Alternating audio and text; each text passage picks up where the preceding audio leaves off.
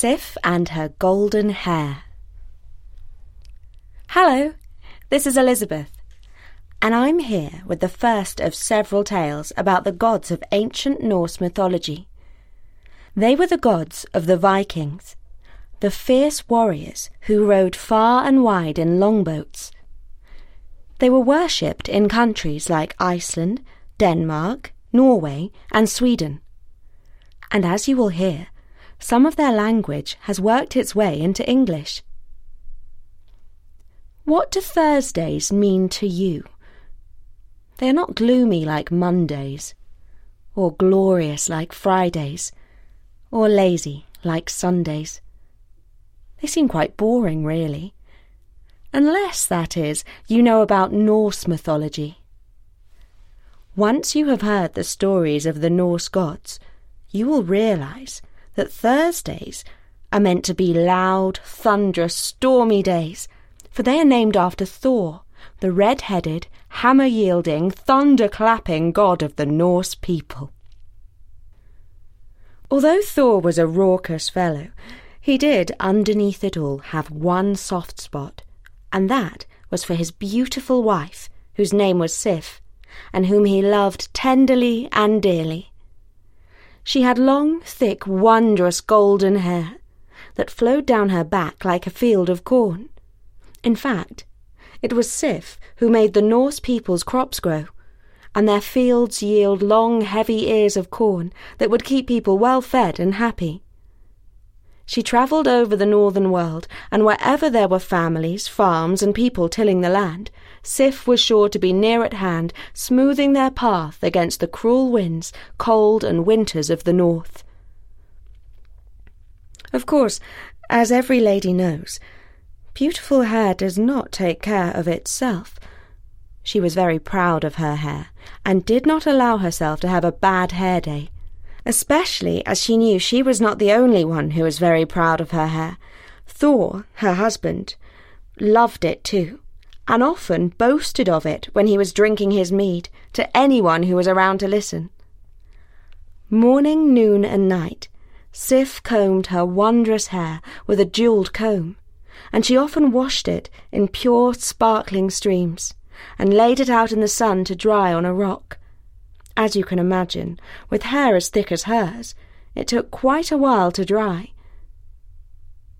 One day, while she was sitting on a bank of the softest moss, outside her house in Asgard, where the gods live, drying her golden hair in the sun, Sif went to sleep.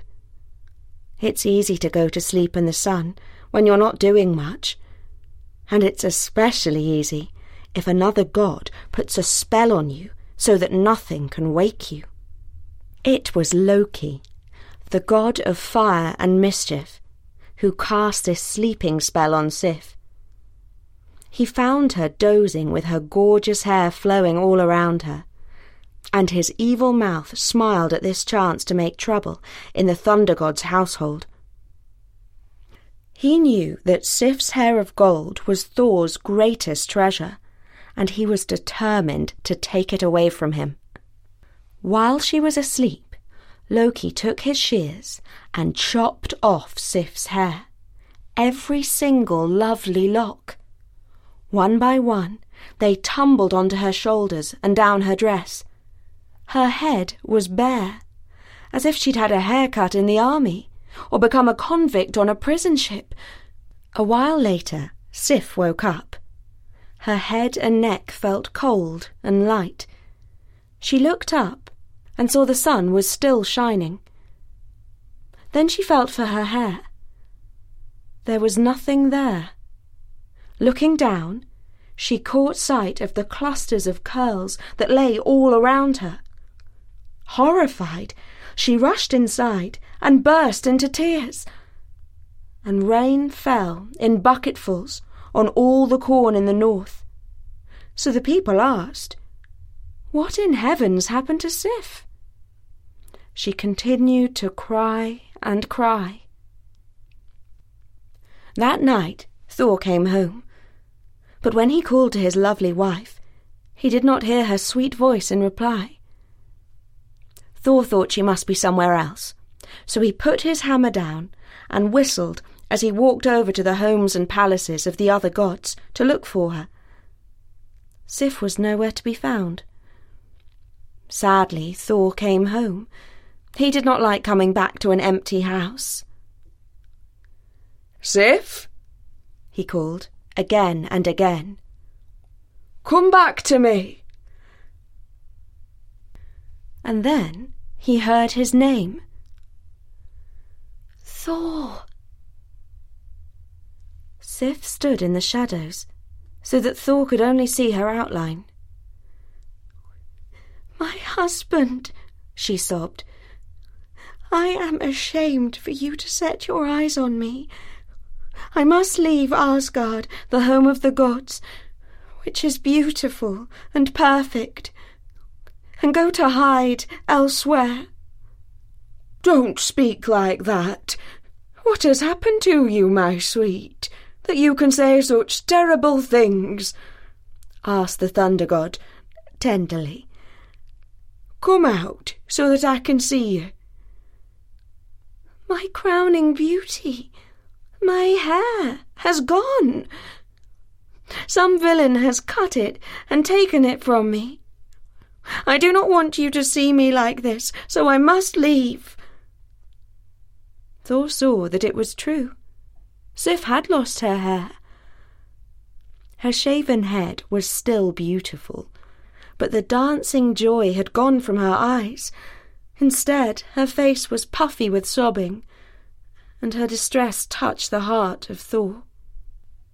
And the men of the earth heard the skies roar with agonized thunder. "Who was it who did this, Sif?" raged Thor. "I, the strongest of the gods, I will find whoever did this and kill him. I will make the other gods use all their strength, all their magic, and all their powers to give you back your wonderful golden hair." Thor led Sif in her veil to the court of the immortals, where some of the other gods and goddesses were seated on crystal benches, sipping mead in council. None of them could tell Thor who had cut Sif's hair. Finally, Odin, the chief of the gods, and the father of Thor, spoke. "It must have been Loki who did this," he pronounced. "He is the god of fire, and we all know that fire can wreak much mischief.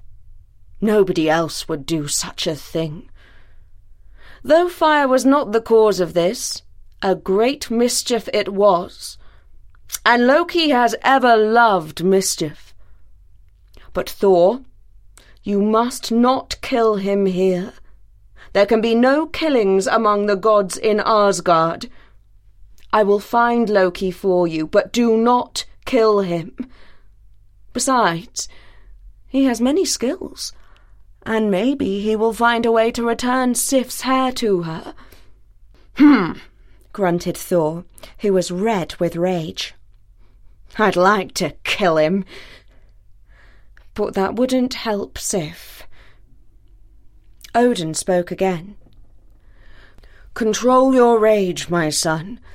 I will call the call, and all must answer it, even Loki." Odin's call was terrible to hear, but all the gods and goddesses who were not in the council chamber had to leave what they were doing and assemble, even Loki. Loki saw at once that everyone was against him, so he said, "Where is your proof that I am the culprit?" "Come," said Odin, "do not lie. Do not avoid the truth. You have done Sif and Thor a great wrong, and you must repair it." "I cannot grow hair," joked Loki. "And even if I could, it would not be on her head." None of the gods laughed. Loki looked at Thor, whose temper was legendary, and he looked at Odin, who solemnly said again, "You must make good the wrong you have done." And Loki saw that he would indeed have to find a way to restore Sif's beauty. So Loki left Asgard. He did not leave in order to escape from Thor, though that was part of it. He left to try and find a solution.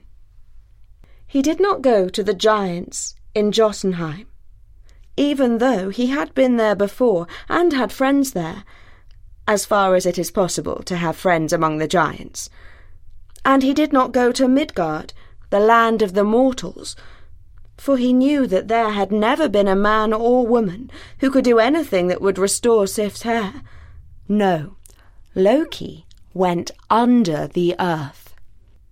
This is not something that you or I could do, for the innards of the earth are molten hot, and we would not survive. But Loki was the god of fire, and so he was able to go down and down inside the passages of the earth. That is where the gnomes live. You might think the gnomes were ugly, but they didn't think so, and Loki didn't mind. Down inside the earth, the gnomes were master smiths, and the rich guardians of metals, minerals, and crystals. They had learnt, with hammer and tongs, to fashion articles of much beauty and magic from them.